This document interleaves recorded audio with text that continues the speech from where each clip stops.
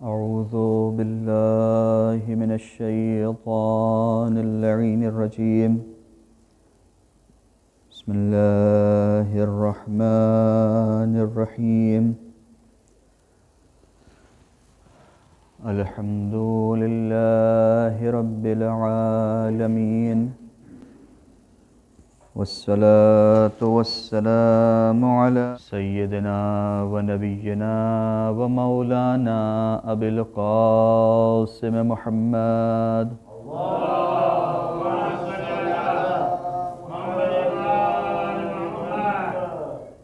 والصلاة والسلام على أهل بيته الطيبين الطاهرين المعصومين المظلومين المقتولين، ولعنة الله على أعدائهم أجمعين من يومنا هذا إلى قيام يوم الدين.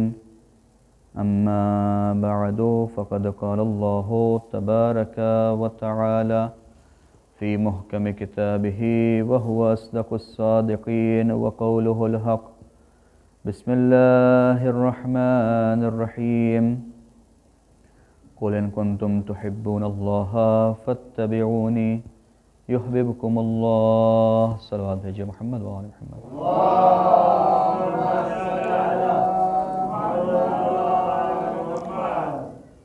عشر محرم کی یہ 5ویں مجلس ہے اور شب چہار محرم الحرام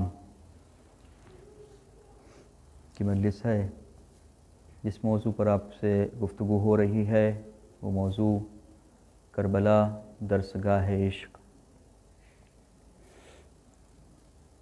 میں بغیر کسی تمہید کے، بغیر کسی مقدمے کے اصل گفتگو پر آ رہا ہوں کہ پروردگار عالم نے، میں نے اس سے پہلے عرض کیا تھا کہ پروردگار عالم نے اس کائنات کو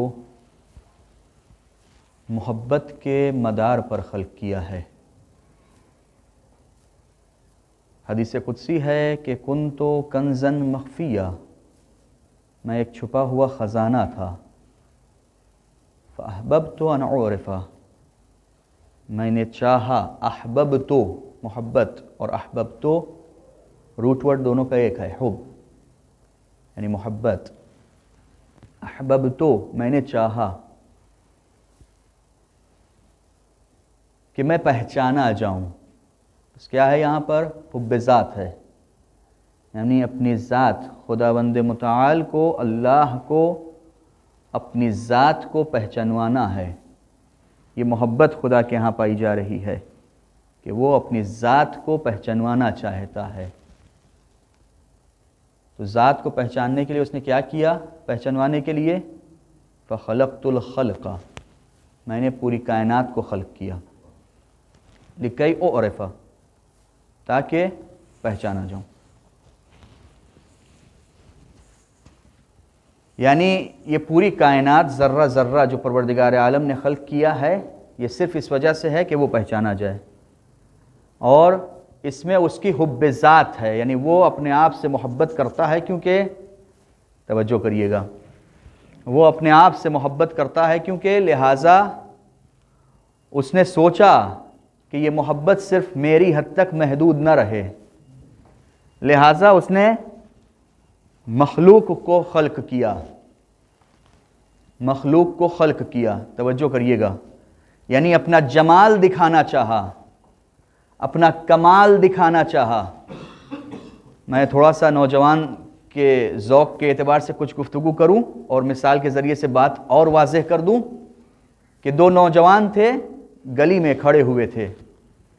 ایک خوبصورت لڑکی نکلی، توجہ کریے گا، میں بات کو واضح کرنا چاہ رہا ہوں.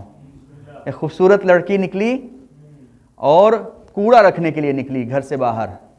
توجہ کریے، گھر سے باہر کوڑا رکھنے کے لیے نکلی. وہ کوڑا رکھا اس نے، اور کوڑا رکھنے کے بعد وہ گھر کے اندر چلی گئی. یہ دو نوجوان گفتگو کر رہے تھے آپس میں. ایک نے کہا کہ یہ لڑکی جو ہے کوڑا رکھنے آئی تھی. دوسرا کچھ عاشقانہ مزاج رکھتا تھا. توجہ کریے گا, کچھ عاشقانہ مزاج رکھتا تھا. عاشقانہ مزاج رکھتا تھا. اس نے فوراً کہا کہ یہ اپنی خوبصورتی دکھانے آئی تھی. توجہ کریے گا. ملا صدرہ وہیں پر موجود تھے. ملا صدرہ بہترین فلسفر تھے, بہترین اپنے زمانے کے فلسفر ہیں. ملا صدرہ وہیں پر موجود تھے. ان دو نوجوان کی گفتگو سنی. جیسے ہی یہ جملہ سنا کہ ایک نوجوان نے یہ کہا, توجہ کریے گا, ایک نوجوان نے یہ کہا کہ یہ اپنی خوبصورتی دکھانے آئی تھی, فوراً ہی زمین پر بیٹھ گئے اور کہنے لگے اللہ اکبر. کائنات پوری پروردگار عالم نے بلا وجہ خلق نہیں کیا ہے. پروردگار اپنا کمال دکھانا چاہتا تھا, پروردگار اپنا جمال دکھانا چاہتا تھا. وہ جمال اپنے حد تک محدود نہیں رکھنا چاہ رہا تھا, لہٰذا اس نے کائنات کو خلق کیا تاکہ سب اس کے جمال کو دیکھ لیں, تب اس کے کمال کو دیکھ لیں. ایک صلوات بھیجئے محمد و آل محمد پر.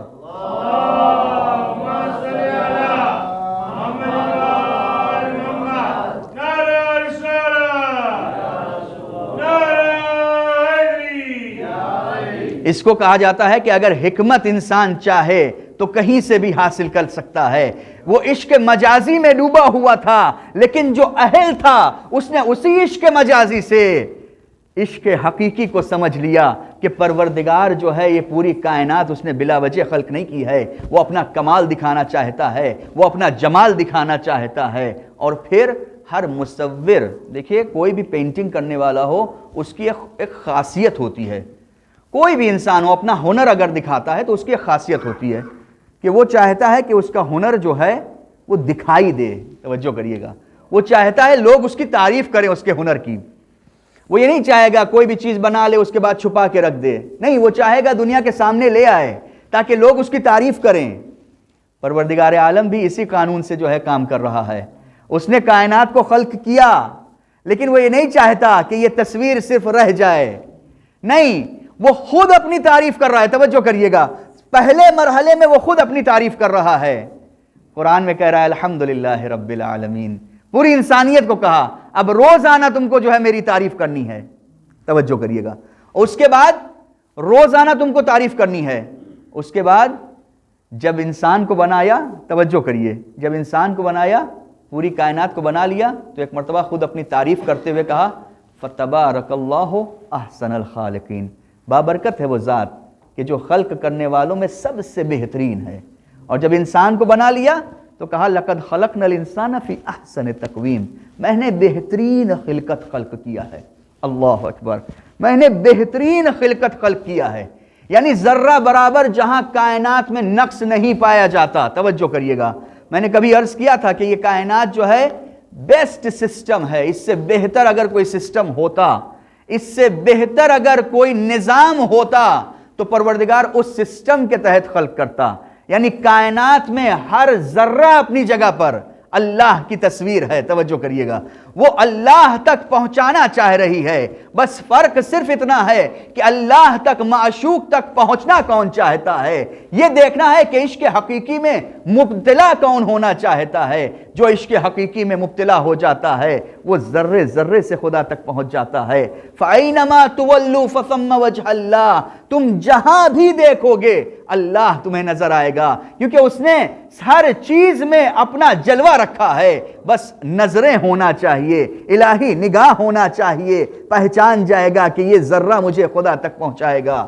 ضرورت نہیں ہے کہ بہت زیادہ فلسفہ بیان کیا جائے تب خدا تک پہنچا جائے, نہیں, چھوٹی سی ایک مثال, چھوٹی سی ایک موجود انسان کو خدا تک پہنچا سکتی ہے. بہت زیادہ محنت کرنے کی ضرورت نہیں ہے. لیکن اب ظرفیت کی بات ہے, مخلوق سب ہیں, سب خدا تک پہنچا رہی ہیں. یہ پتھر بھی خدا تک پہنچانے والا ہے, یہ علم بھی خدا تک پہنچانے والا ہے, یہ لوہا بھی خدا تک پہنچانے والا ہے, ذرہ ذرہ خدا تک پہنچانے والا ہے. لیکن فرق یہ ہے کہ کچھ ایسی آیت الہی ہیں, کچھ ایسی کامل آیت ہیں پروردگار عالم کی کہ جب انسانوں نے ان کو دیکھا تو دھوکا کھا گئے کہ یہی خدا ہیں. دھوکے سے کہنے لگے یہی ہمارے خدا ہیں. انہوں نے کہا نہیں, خدا ہم نہیں ہیں, ہم تو اس خدا کے سامنے سجدہ کرنے والے ہیں. سوچو, جب ہمارے اندر اتنی خوبصورتی پائی جاتی ہے, ہمارے اندر اتنا جمال پایا جاتا ہے, تو جس کا ہم سجدہ کر رہے ہوں گے اس کے اندر کتنا کمال ہوگا. اس کے اندر کتنا جمال ہوگا. ایک صلوات بھیجیے محمد و آل محمد پر.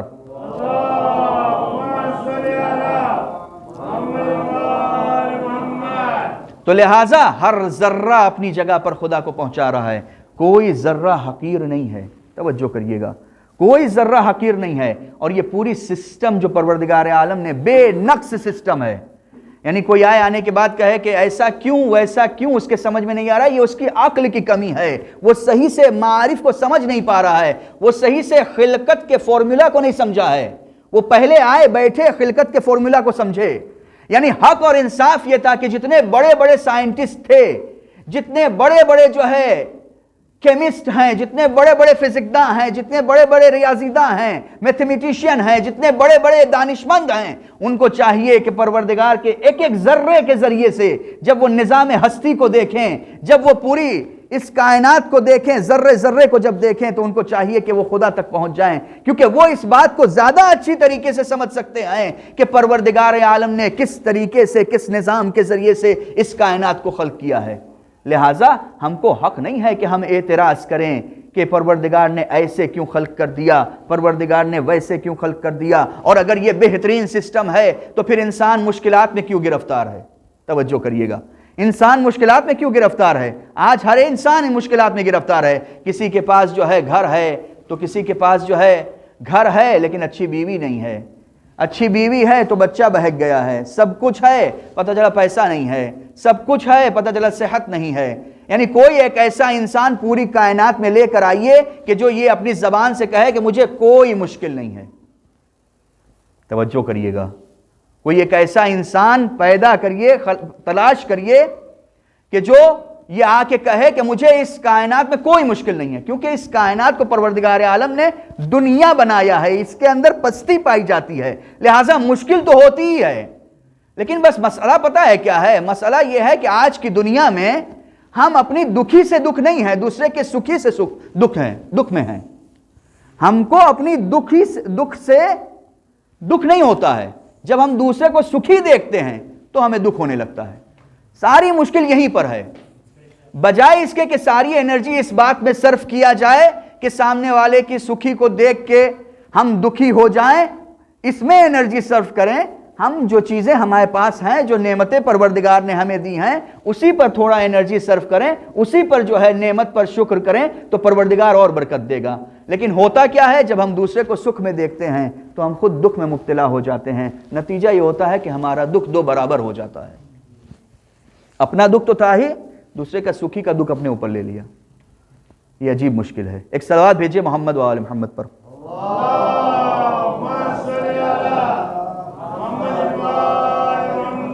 تو لہٰذا اس کائنات میں اگر یہ تصور کر لیا جائے, توجہ کریے گا, اگر تصور کر لیا جائے کہ اس کائنات میں مشکل نہ ہو تو انسان کمال کے راستے کو نہیں طے کر سکتا.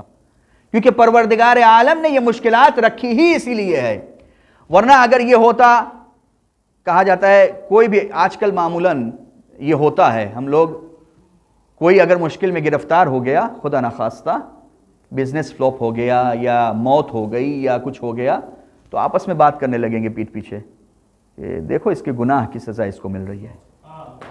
توجہ کریے گا, توجہ کریے گا.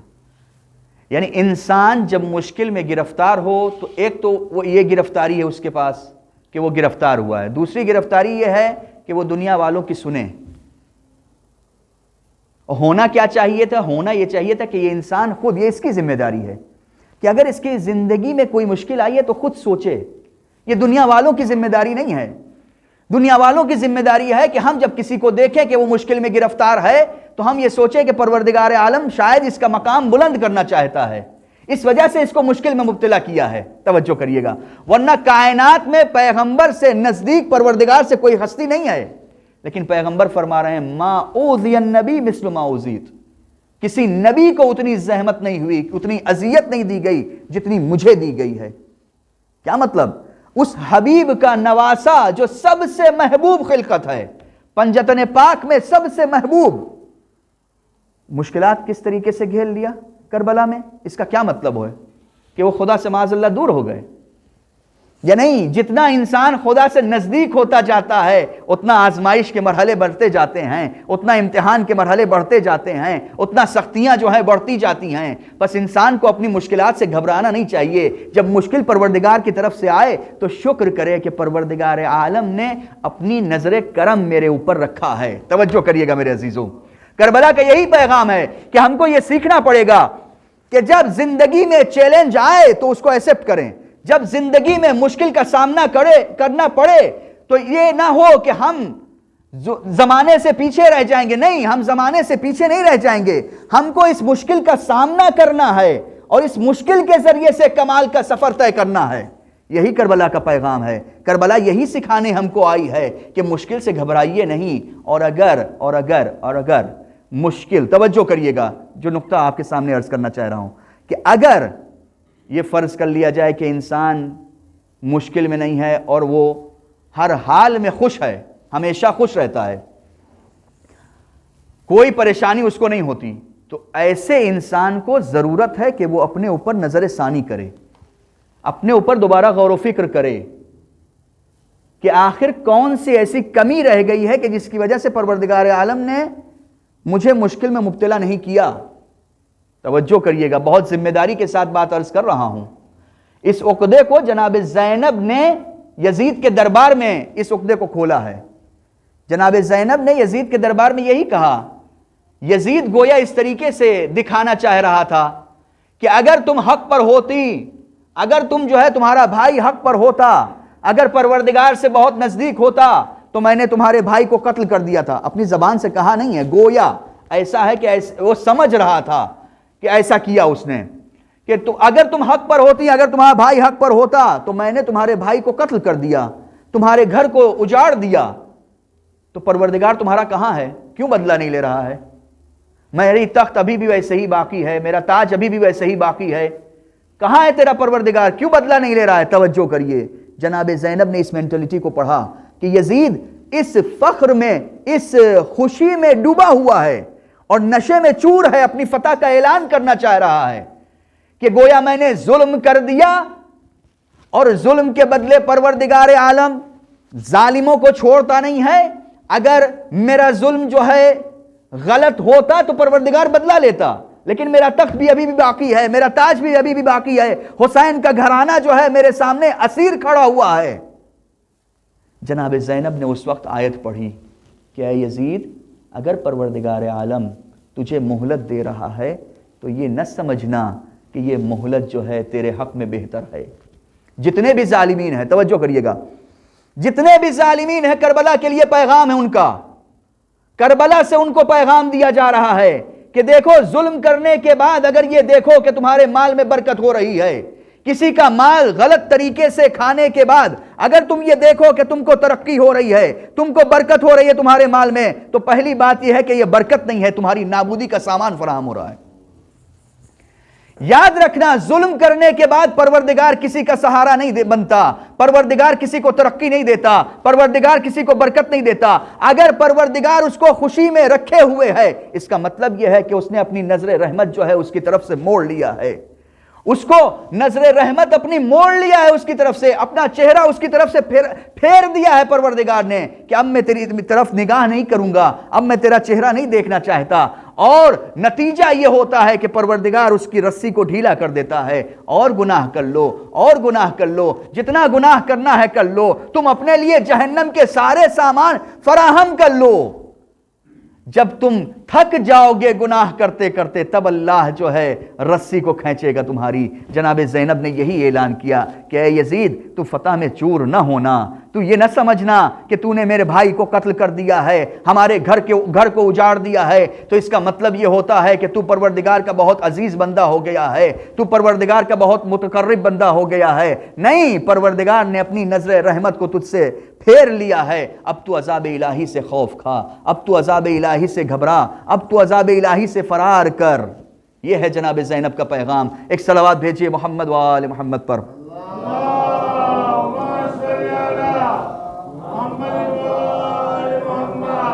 تو اس کائنات کا ہر ذرہ اپنی جگہ پر آیت الہی ہے اور خدا تک پہنچاتا ہے۔ توجہ کریے گا، جناب موسیٰ کو حکم ہوا پروردگار عالم نے اس سسٹم کو بہترین سسٹم پہ خلق کیا ہے. ہر موجود اپنی جگہ پر ایک اہمیت کی حامل ہے.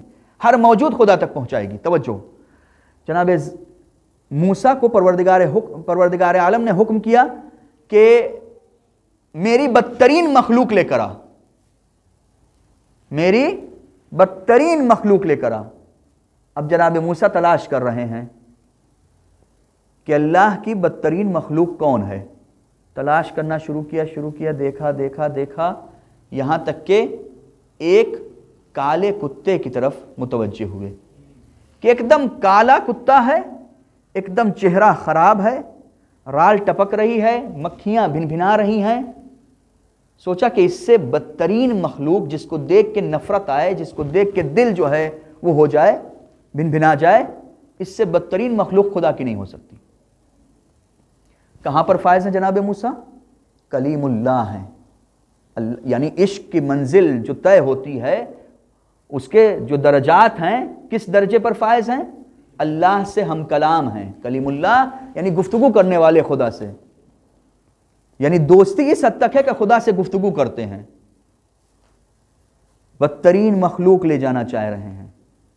ایک مرتبہ رک گئے, ایسے ہی پروردگار کی بارگاہ میں پہنچ گئے.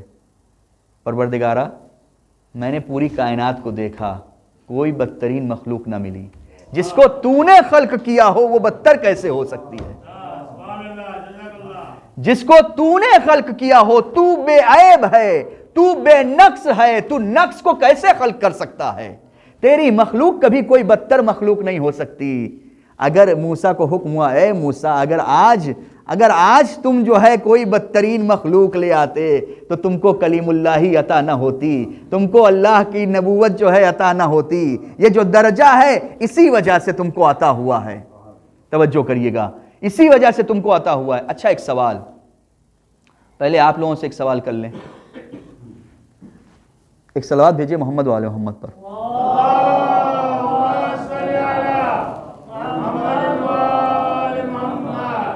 اگر یہی پروردگار کا حکم ہم سے کیا جائے اور یہاں پر باہر کر لیجئے, عزا خانہ ہے, باہر آپ کی نظروں کے سامنے جو ہے شمر موجود ہو اور آپ سے کہا جائے بدترین مخلوق لے کے جائیے, تو آپ کیا کریں گے؟ سوال ہے, جواب دے سکتے ہیں آپ لوگ. نہیں لے جائیں گے. پہلے سولف کر دیا پرابلم, اس وجہ سے. جزاکم اللہ خیرہ. ایک صلوات بھیجئے محمد وآل محمد پر.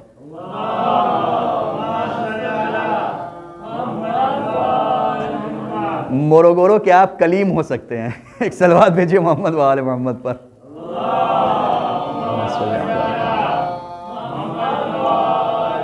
اے موسیٰ, فرعون کو لیتا جا, فرعون کو لیتا جا. فرعون نے جو ہے اللہ کے سامنے جو ہے اپنی خدائی کا دعویٰ کیا ہے.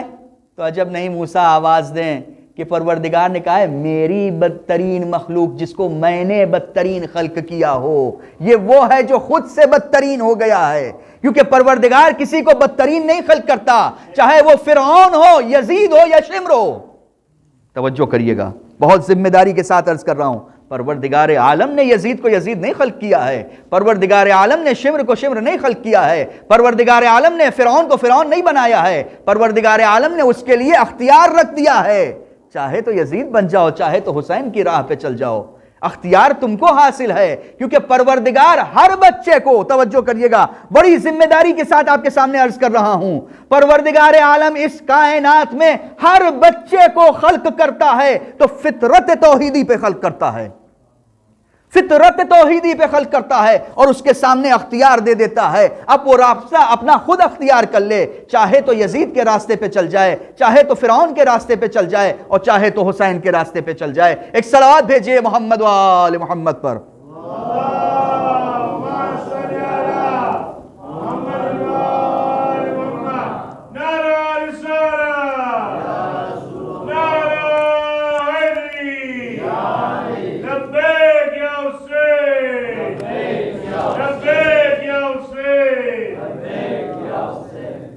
کسی نبی کو حکم ہوا کہ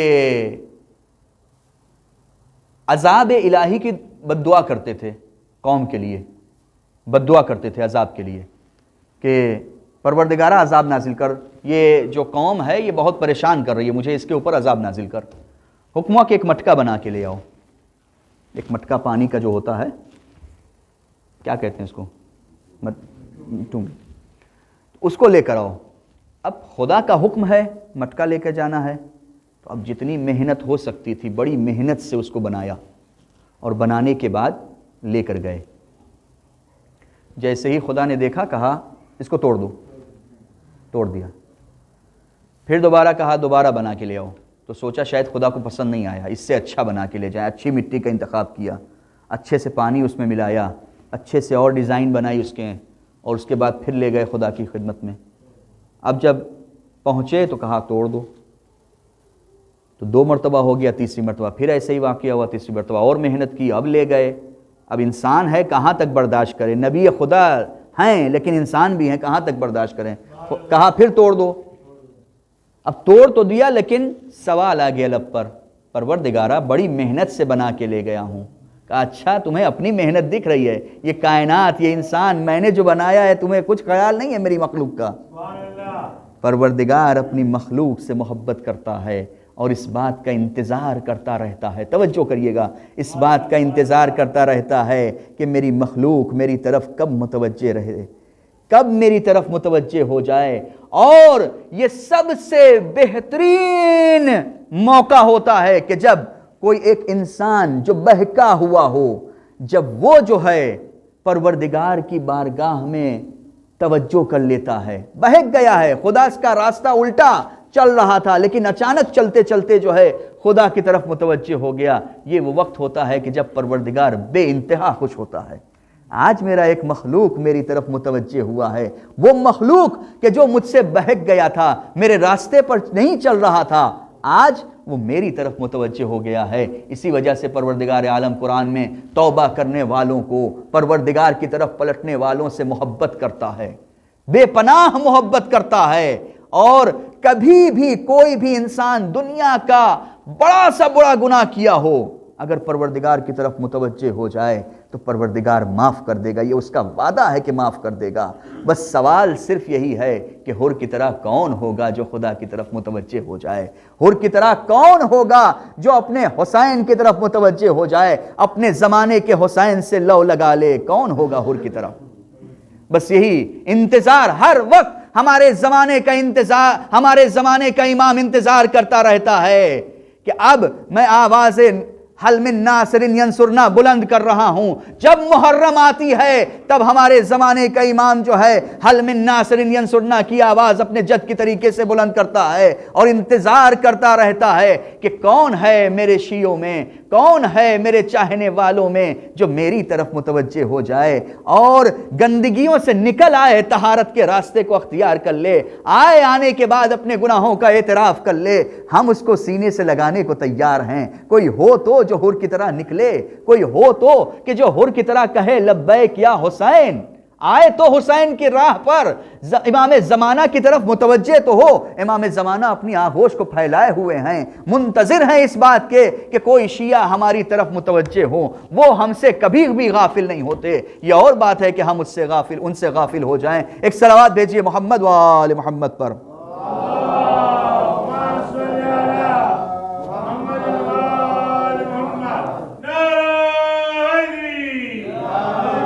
جناب موسیٰ علی نبینا وآلہ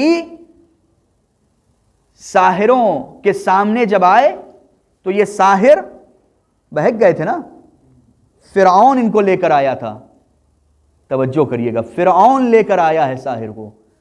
اور جب جناب موسیٰ کا معجزہ دیکھا تو اب عشق حقیقی میں مبتلا ہو گئے، معشوق حقیقی کو پا لیا۔ فرعون لے کر آیا تھا، معشوق حقیقی کو پا لیا۔ اب جیسے ہی معشوق حقیقی کو پا لیا، اب اس کے لیے پھر اور کوئی چیز معنی نہیں رکھتی، اب یہ زندگی اس کے لیے معنی نہیں رکھتی جو معشوق حقیقی کو پا لیتا ہے۔ یہ کائنات کا کلیہ ہے، قاعدہ ہے کائنات کا کہ جو بھی معشوق حقیقی کو پالے گا پھر اس کو کسی اور چیز سے عشق نہیں ہوگا، اس کو نہ زندگی سے عشق ہوگا، نہ مال دنیا سے عشق ہوگا، اس کو صرف بس خدا سے عشق ہوگا، وہ صرف اپنے معشوق حقیقی تک پہنچنا چاہے گا۔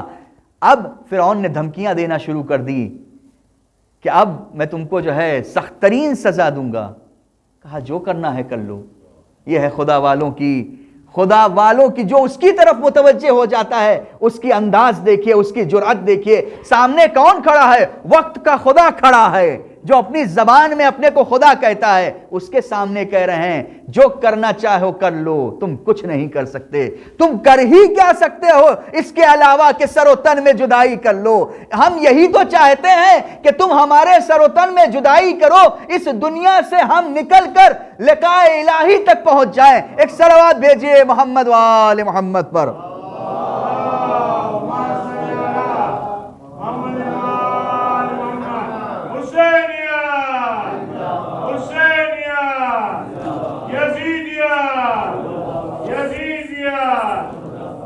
جناب موسیٰ کو حکم ہوا کہ راتوں رات فرعون جو ہے طغیانی کر گیا ہے. اب تم راتوں رات اپنے لشکر کو لے کر, اپنے اصحاب کو لے کر, اور راتوں رات فرار کرو. جیسے ہی حکم ہوا سارے اصحاب کو, سارے چاہنے والوں کو اکٹھا کیا, جتنے ایمان مومنین تھے اس زمانے کے سب کو اکٹھا کیا اور راتوں رات چلے.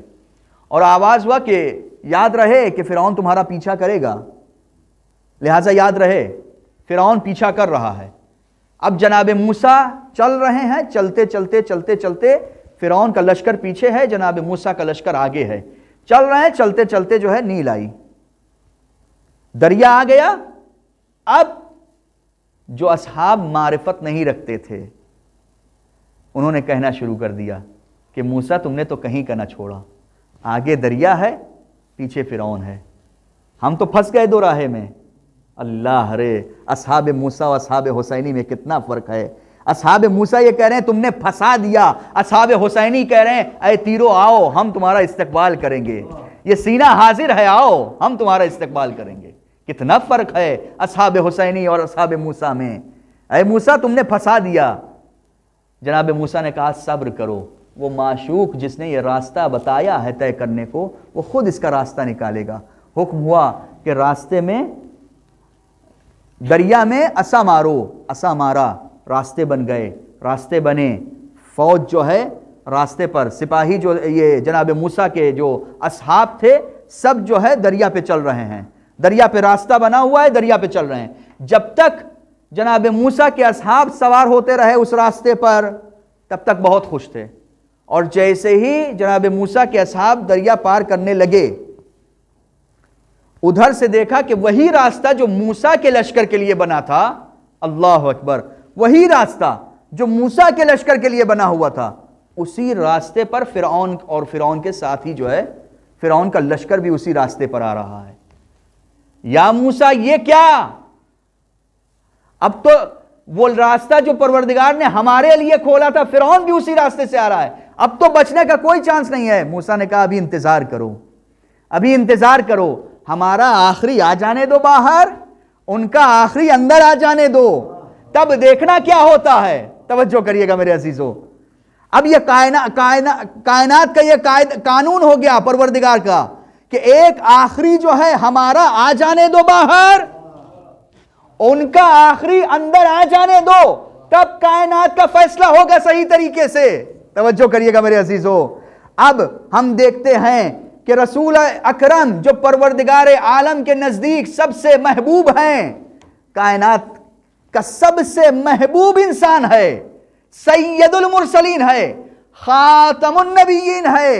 اے پروردگارا جو ان کے دشمن ہیں, ہجرت کی شب ابو سفیان پیچھے لگا ہوا ہے, ڈبو دے, زمین پھٹ جائے, ابو سفیان دھس جائیں.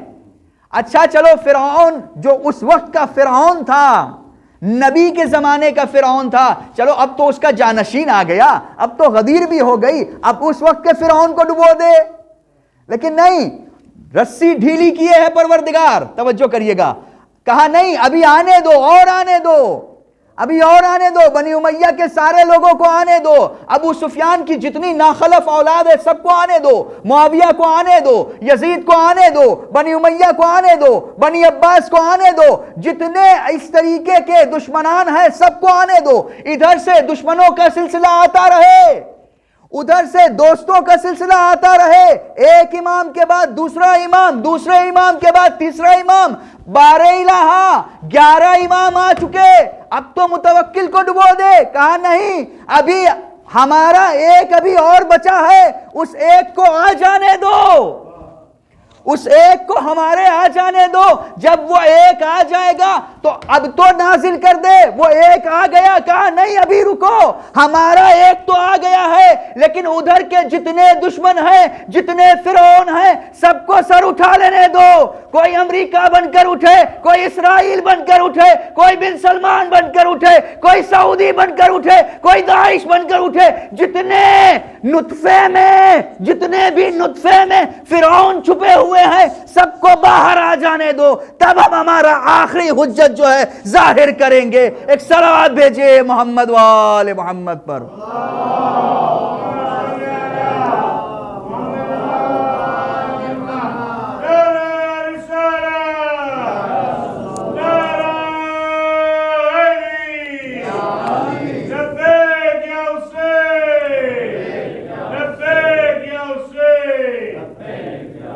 اور یاد رہے کہ جب وہ آنے والا آئے گا تو صرف اپنے زمانے کے فرعون کو نہیں بلکہ ہر زمانے کے فرعون کو جو ہے نکالے گا۔ کوئی قبر میں دفن ہو گیا ہو تب بھی قبر سے باہر نکالے گا، چاہے نبی کے کنارے ہی کیوں نہ دفن ہو، قبر کے باہر نکالا جائے گا اور اس سے انتقام لے گا۔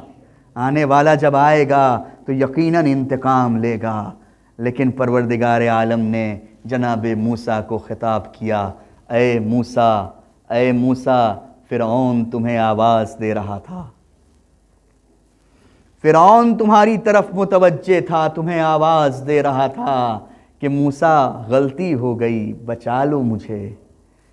یہی واقعہ قارون کے ساتھ ہوا تھا۔ قارون اپنے پورے خزانے کے ساتھ دھس رہا تھا زمین میں اور بندہ خدا کی طرف متوجہ تھا کہ مجھے بچا لو، لیکن کوئی جواب نہ ملا۔ پروردگار نے کہا، اے موسیٰ، اگر فرعون ذرہ برابر میری طرف متوجہ ہو جاتا، ذرہ برابر میری طرف متوجہ ہو جاتا تو میں اس کو نجات دے دیتا، لیکن یہ موسیٰ تھے اور وہ فخر موسیٰ ہیں۔ ایک آنے والا آیا، محل شراف پر جب امام پہنچے تو ایک مرتبہ اپنے لشکر والوں کو حکم دیا کہ پانی جو ہے بھر لو۔ اب لشکر یہ سوچ رہا ہے کہ ابھی آگے منزل ایسی ہیں کہ جہاں پر پانی مل جائے گا، تو پھر پانی بھرنے کی کیا ضرورت ہے؟ لیکن حکم امام ہے، کیونکہ حکم امام ہے لہذا اطاعت۔ اصحاب حسینی میں یہی خصوصیت پائی جاتی ہے، حکم امام ہے لہذا اطاعت۔ اطاعت کا تقاضا یہ ہے کہ امام نے کہا ہے، سمجھ میں آئے یا نہ آئے، شریعت میں آیا ہے، اب ہماری سمجھ میں آئے یا نہ آئے، ہم کو عمل کرنا ہے۔ حکم امام ہے، پانی بھر لیا۔ اب جب پانی بھر لیا، کچھ دور چلے، تھوڑا راستہ طے کیا تھا کہ اچانک جو ہے ایسا محسوس ہوا کہ جیسے آبادی ہے، کسی نے تکبیر کی آواز بلند کی۔ پوچھا کیا ہوا؟ کہا کوفہ نزدیک ہو گیا ہے۔ تو لوگ ساتھ تھے، لوگوں نے کہا کوفہ اتنی نزدیک تو نہیں ہے کہ اتنی جلدی کوفہ آ جائے گا۔ کہا نہیں، کچھ دکھ رہا ہے وہاں پر، ایسا لگ رہا ہے کہ جیسے آبادی ہے۔ اب جو تھوڑا سا صبر کیا تو دیکھا کہ ایک لشکر آ رہا ہے۔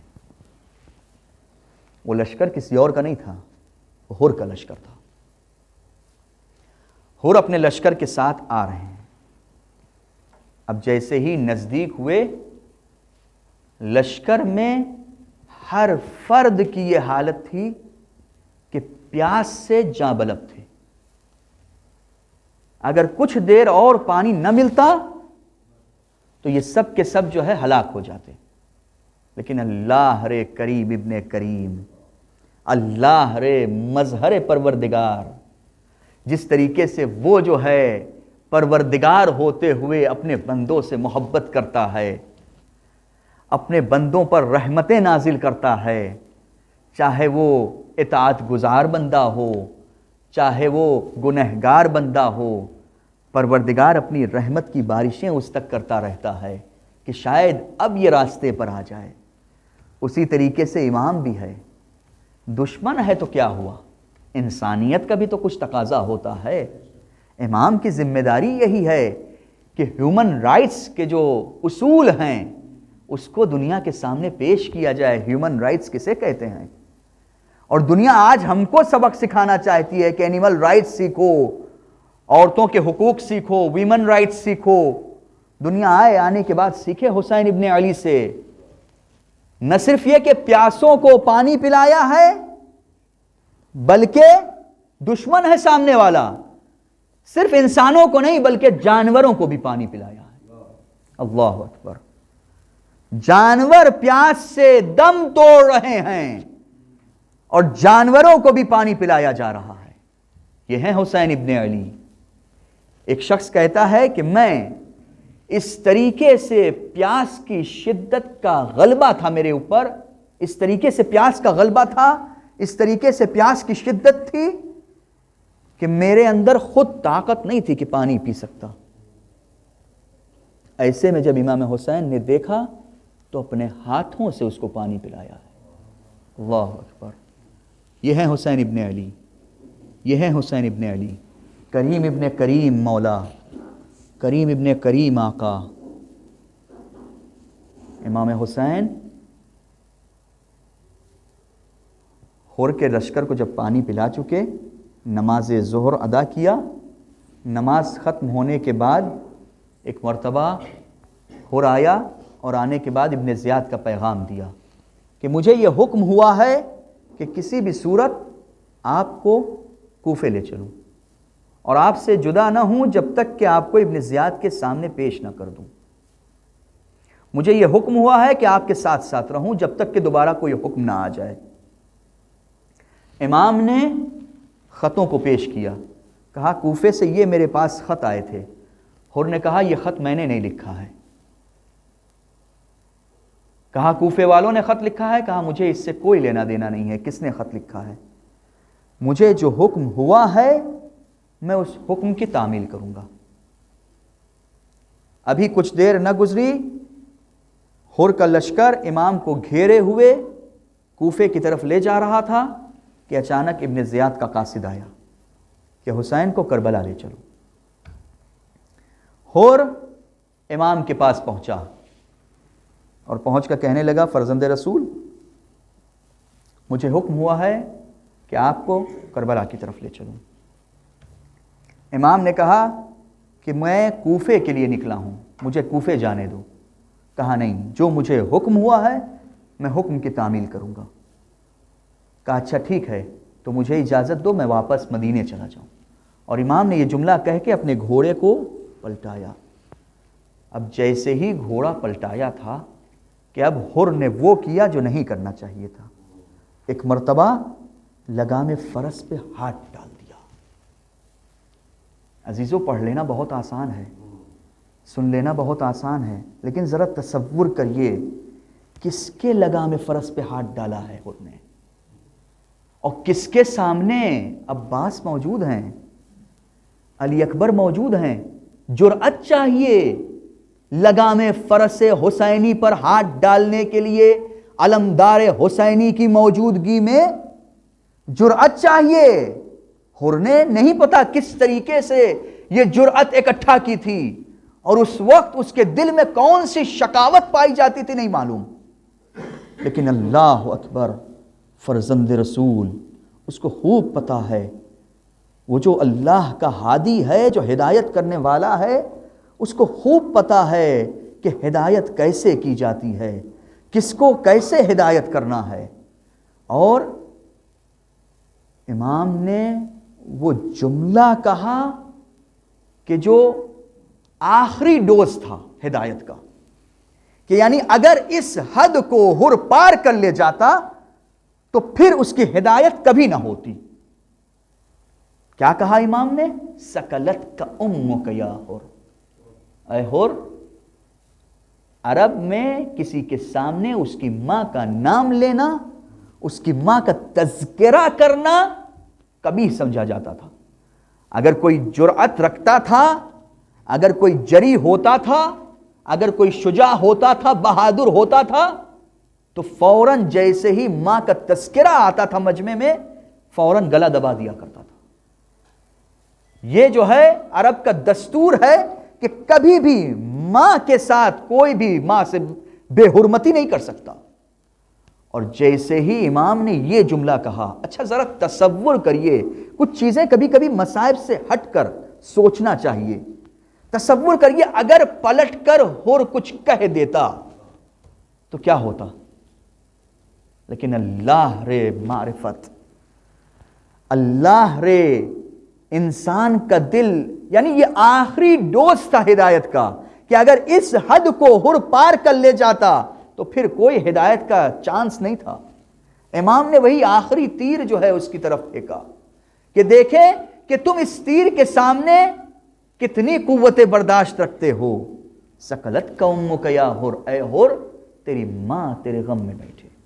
یہ جملہ جیسے ہی کہنا تھا، حر نے پلٹ کر جواب دیا، مولا اگر عرب میں کوئی اور اس طریقے سے میری ماں کا تذکرہ کرتا تو میں پلٹ کر وہ جواب دیتا کہ وہ یاد رکھتا نسلاً بعد نسلیں.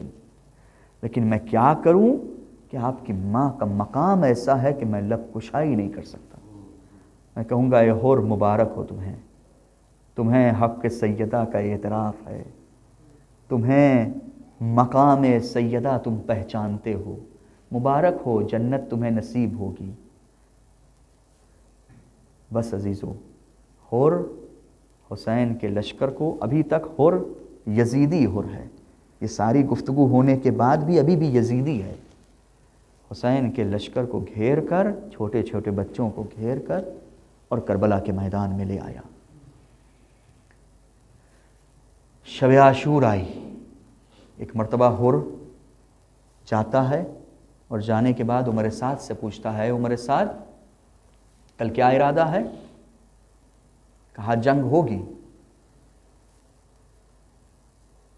کہا جنگ سے بچنے کا کوئی راستہ نہیں ہے؟ کہا نہیں. اور کہا صرف جنگ نہیں ہوگی. عمر سعد نے عجیب جملہ کہا، کل ایسی جنگ ہونے والی ہے کہ جس کا کم ترین اثر یہ ہوگا کہ ہواؤں میں ہاتھ پیر اور سر نظر آئیں گے اڑتے ہوئے. ایسی جنگ ہوگی. اب حر کو یقین ہو گیا کہ جنگ ہونی ہے. بس حر نے فیصلہ کر لیا، اپنے کو جہنم اور جنت کے درمیان پا رہا ہے. ایک مرتبہ حر نے فیصلہ کر لیا کہ یہ جس راستے پہ میں گامزن ہوں یہ مجھے جہنم لے جائے گا. ادھر سے خیام سے الاتش کی آوازیں سن رہا ہے حر، اور حر کو ایک ایک لمحہ یاد آ رہا ہے کہ حسین نے کس طریقے سے پیاسوں کو پانی پلایا تھا. ایک ایک لمحہ یاد آ رہا ہے کہ حسین کتنے مہربان تھے، جانوروں تک پانی پلایا ہے حسین نے. اگر وہ پانی آج محفوظ ہوتا تو سکینہ پیاسی نہ ہوتی، اگر وہ پانی محفوظ ہوتا تو علی اصغر پیاسا نہ ہوتا. حر کے ذہن میں یہ خیال آیا، اب حر کو کوئی طاقت روک نہ سکتی تھی. ایک مرتبہ حر گھوڑے پہ سوار ہوا اور حسین کی طرف بڑھنے لگا. راستے میں بیٹا ملا. کہاں جا رہے ہیں؟ کہا حسین کی طرف جا رہا ہوں. بیٹے نے کہا میں بھی ساتھ چلوں گا. بیٹا ساتھ ہو گیا. تھوڑی دیر نہ گزری، کچھ دیر اور چلا. ایک مرتبہ جو ہے بھائی آیا. کہاں جا رہے ہیں؟ حسین کی طرف جا رہا ہوں. کہا میں بھی ساتھ چلوں گا. غلام بھی ساتھ ہو گیا. چلتے چلتے یہ چھوٹا سا قافلہ بڑھ رہا ہے، جہنم سے نکل کر جنت کی طرف بڑھ رہا ہے، خیام یزیدی سے نکل کر خیام حسینی کی طرف بڑھ رہا ہے. ایک مرتبہ بڑھتے بڑھتے حر کو خیال آیا، ارے میں فرزند زہرا کے سامنے جا رہا ہوں، کیا منہ دکھاؤں گا فرزند زہرا کو؟ کہا میری آنکھوں میں پٹی باندھ دو، میرے ہاتھوں کو باندھ دو، میرے پیروں کو باندھ دو. ارے مجھے اس طریقے سے فرزند زہرا کے پاس لے چلو کہ جیسے کسی اسیر کو گرفتار کر کے لے جایا جاتا ہے. لو عزیزو، ایک مرتبہ حر کا چھوٹا سا لشکر حسین کے خیمے کی طرف بڑھنے لگا. ادھر سے حسین کے سپاہیوں نے دیکھا کہ حر آ رہے ہیں. حسین سے کہا اے مولا، حر کا چھوٹا سا لشکر آ رہا ہے، ہے. کہا ایک مرتبہ چلو استقبال کو چلتے ہیں. حسین استقبال کو چلے, عباس ساتھ ہے, علی اکبر ساتھ ہے. اللہ رے مہمان کا کس طریقے سے استقبال کیا جا رہا ہے. اور جیسے ہی نزدیک پہنچے اپنے کو امام کے قدموں پہ گرا دیا. اے مولا کیا میرے لیے توبہ کا دروازہ کھلا ہے. ایک مرتبہ امام نے سینے سے لگا لیا, اے حور میں نے بھی تمہیں معاف کیا, میرے پروردگار نے بھی تمہیں معاف کیا. میں کہوں گا اے فرزند زہرا, ارے ہم گنہگار یہاں موجود ہیں, ارے ہماری توبہ بھی قبول کریے, ارے حور کی طریقے سے ہم کو بھی معاف کریے, بہت گناہ کیا ہے مولا. ارے یہ چہرہ اس لائق نہیں ہے کہ آپ کی عزاداری کر سکے. مولا آپ کا بہت بہت شکریہ, آپ نے اپنے عزا خانے میں ہم کو قبول کیا ہے. لو عزیزو ایک مرتبہ حور امام سے کہتا ہے, حور امام سے کہتا ہے مولا ذرا اجازت دیجئے سیدانیوں سے معافی مانگ لوں.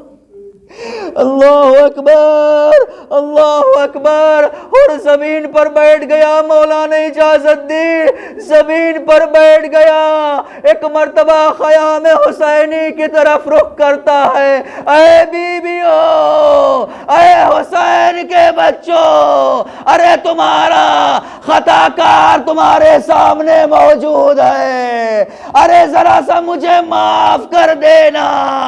اور اس کے بعد عجیب جملہ کہا, اے بچوں, اے سیدانیوں, ارے قیامت کے دن سیدہ سے میری شکایت نہ کرنا. اس منظر کو حسین نے دیکھا کہ حور خاک اٹھاتا ہے, اپنے سر پہ ڈالتا ہے, آنسو جاری ہے, گریا کر رہا ہے. ایک مرتبہ حسین کو خیال آیا کہ حور شرمندہ ہے. حور نے جیسے ہی اجازت مانگی جنگ میں جانے کی, فوراً امام نے اجازت دے دیا. پہلے بیٹے کو رخصت کیا, بیٹا جاؤ جا کے جنگ کرو. یزیدی سپاہیوں کے مقابلے میں بیٹا گیا. بیٹے نے ایک مرتبہ نصرت کے لیے آواز اٹھائی. حور بھوکے نہیں ہیں, حور پیاسے نہیں ہیں, حور بڑھ رہے تھے اپنے بیٹے کے جنازے کی طرف. حور کے جسم پر کوئی تیر نہیں لگے, کوئی جسم جو ہے زخمی نہیں ہے حور کا, لیکن اللہ رے جیسے ہی حور اپنے بیٹے کے پاس پہنچے, دیکھا امام موجود ہے. مولا آپ نے کیوں زحمت کی. ایک مرتبہ امام کہتے ہیں, ارے جوان بیٹے کا جنازہ بوڑھا باپ نہیں اٹھاتا.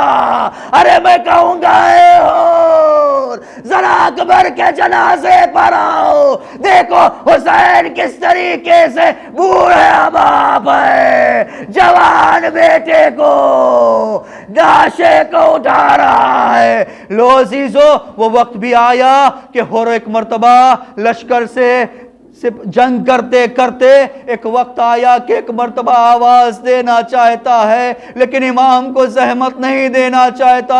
امام نے محسوس کیا کہ حور جو ہے زخمی ہے. 40 یزیدی سپاہیوں کو فنار کیا تھا حور نے. ایک مرتبہ جب محسوس کیا کہ حور زخمی ہے, پہنچ گئے. فرزند زہرا پہنچ گیا.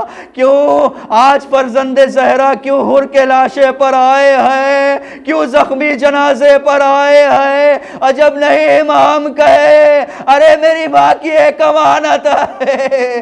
اے حور, ارے تو نے میری ماں کی لاج رکھی تھی, سر سے تیرے جو خون جاری ہے, لو تیرا انعام رومال سیدہ تیری پیشانی پر ہمیشہ باقی رہے گا.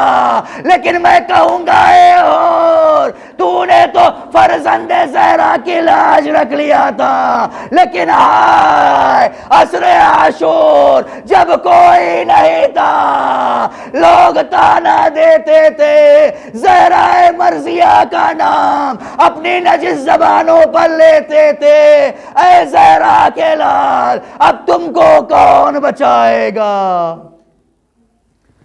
الا لعنت اللہ القوم الظالمین وسيعلم الذين ظلموا أي منقلب. ماتم حسین.